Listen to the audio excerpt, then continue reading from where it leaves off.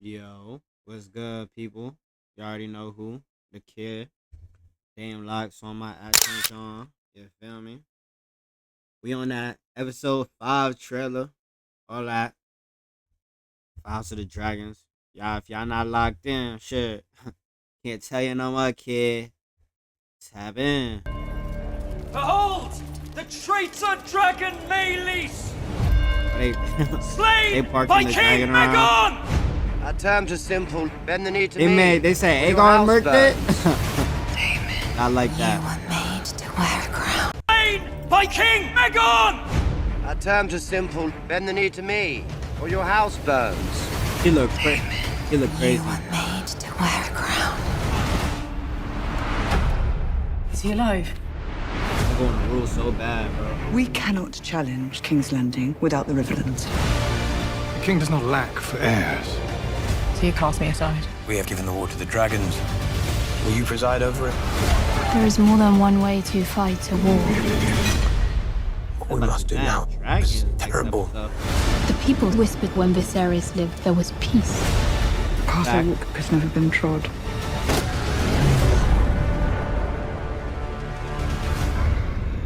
Who is that? Welcome back, everyone. Little It's Red Charlie. Riding Hood. This will be my House of the Dragon Season 2, Episode 5 trailer video. Most of it looks like it deals with the direct aftermath of Episode 4, the battle at Rook's Rest. RIP to a whole bunch of people, and Aegon looks about as bad as Viserys got towards the end of his life. Aemond him. looking to take over his duties and ruling the realm as Lord Protector and Regent. That was what that whole ending scene from Episode 4 was about, him holding the Valyrian dagger, basically what you pass down from king to king, along with Aegon the Conqueror's sword, Blackfire, but obviously that's too big for him to carry into battle.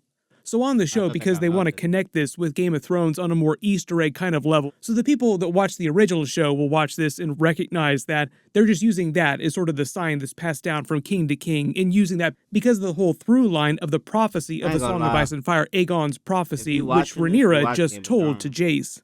Aegon the Maybe not, Conqueror's no? dream. Somebody just watching this with no contact? They gotta be. He called it right? the Song of Ice and Fire. So do not be surprised if you actually see Aemond walking around with the Valyrian dagger on his hip for the rest of the season.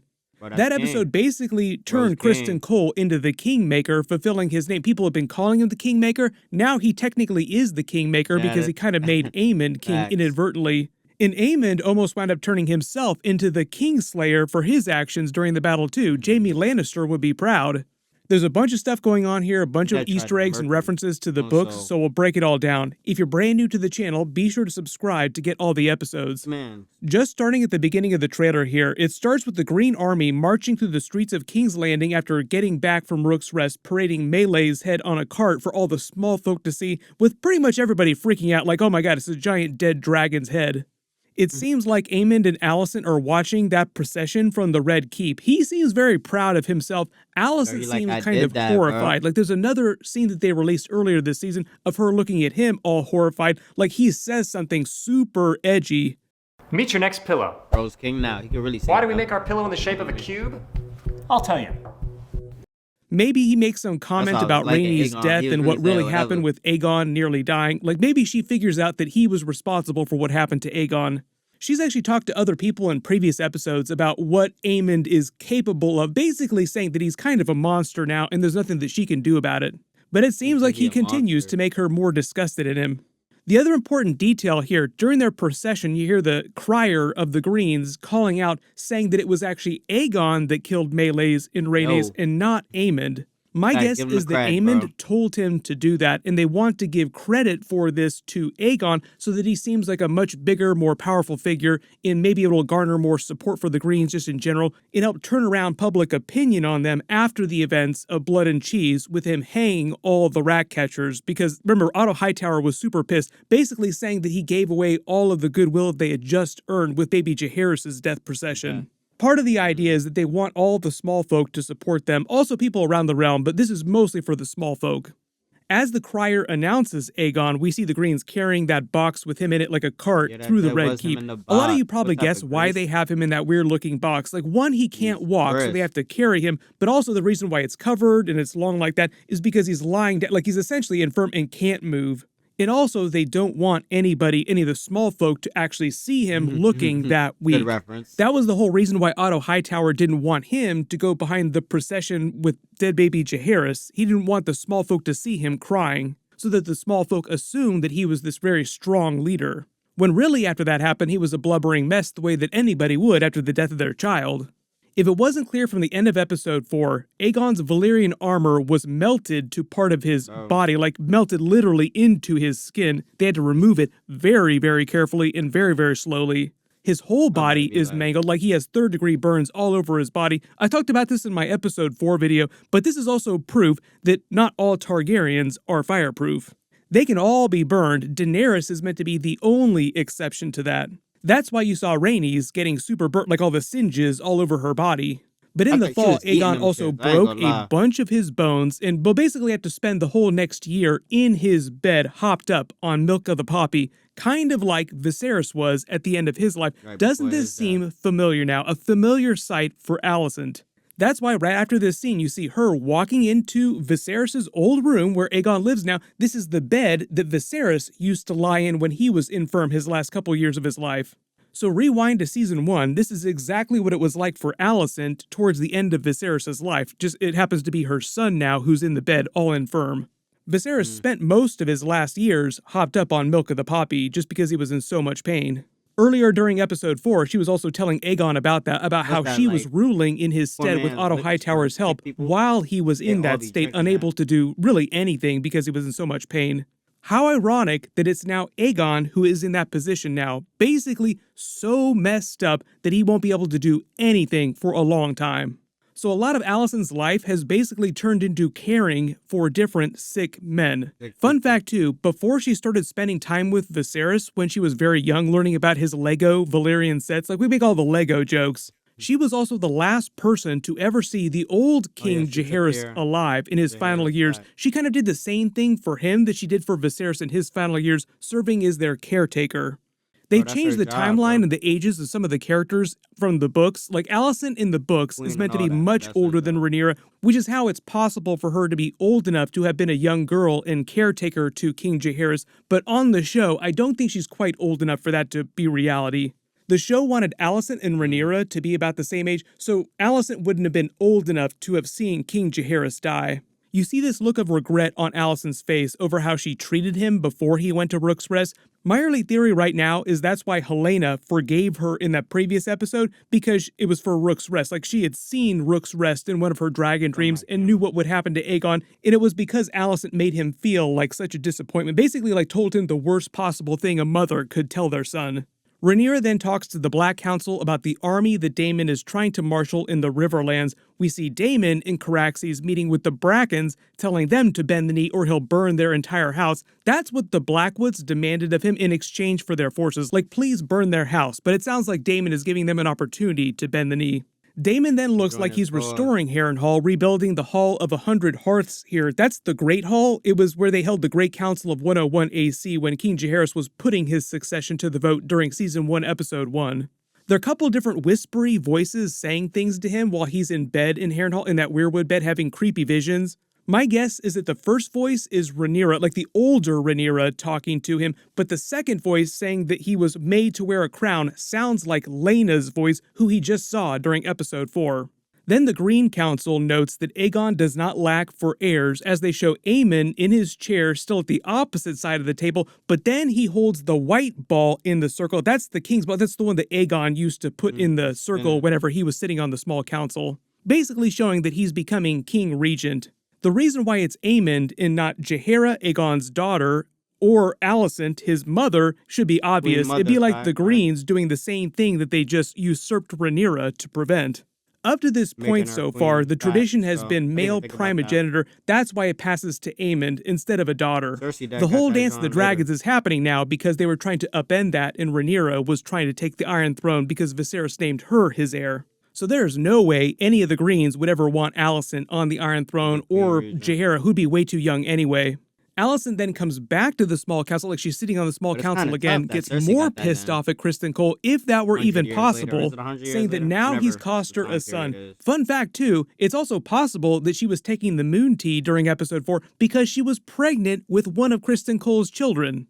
Kristen Cole then says possible. It they've was given most the war damn to the likely. dragons, meaning now that dragons are sure. part of the It was more war, likely. the side with the most dragons will win. Like it's all about dragons now. As they showed Jace's dragon, Vermax, watching him meet at the twins on the bridge with Lord Frey. Then we see Aemond staring at the Iron Throne in the throne room. This doesn't seem like a vision either, like one of Daemon's trippy visions. This seems like Aemond actually is in the throne room watching the Iron Throne. There's some kind of chaos happening in the courtyard at the Red Keep. Mysaria then talks to Rhaenyra about how Viserys was viewed as a peacetime king, and that was a good thing. Part of the Really the idea is that a whisperers lot of now. people on the show, especially in season 2, have talked about his failings, like called him a weak king, pliable. People were able to bend him to their will. She wanted to take all the good things about her father, but not take any of his weaknesses. So part of the idea now, she's having this conversation with Mysaria in front of Meraxes, dragon skull there in Dragonstone, ruminating about the war. When she says the path that she's on has never been trod, she's talking about having such a big civil war within the Targaryen family and thinking about them having to take King's Landing. Maegor the Cruel is like the next best example of something like this happening, where there's like a fight within the Targaryen family over the succession, but that civil war wasn't nearly this big. Then we see Daemon putting in some manual labor himself, helping with the repairs to Harrenhal. We'll see where this winds up, just based on the timeline of him during the Dance of the Dragons. Like, it seems like he's doing an awful lot of work here for what winds up happening soon. Introducing Milo's Rewards, the new way to unlock savings from the palm of your hand. With every purchase, all loyalty members earn...